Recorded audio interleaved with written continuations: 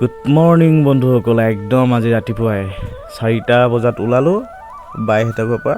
একদম খোজকাঢ়ি এয়া আজি একদম ৰাতিপুৱা মৰ্ণিং ৱাক 5 কিলোমিটাৰ খোজকাঢ়ি 5 কিলোমিটাৰ বেছিয়ে হ'ব চাগে ন।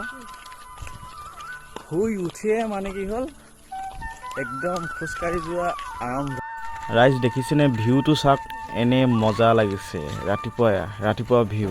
অ' মাই গড, এয়া আমাৰ ভাগিন পোৱালি কি লৈছে, ৰঙালাও খাই খুব ভাল লাগে। মানে এতিয়া যিকোনো বস্তুৱে ভাল লাগে। কিমান বছৰ কি বস্তু খোৱা নাই কোৱা নিচিনা, এতিয়া মানে নোখোৱা বস্তুটো খাই মোৰ ভাল লাগে। সেইফালে আমাৰ ভতিজা পোৱালি একদম মানে কি হ'ল ঘৰ পাইছেহি যে আগত গুচি গৈছে।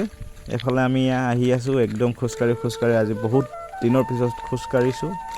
যি কি নহওক আমাৰ ইয়াৰ মহলটো পালোহি, আমাৰ নিজৰ ঘৰত পাই মেলি আমাৰ গেট খুলিছে মৰমৰ পোৱালিটো।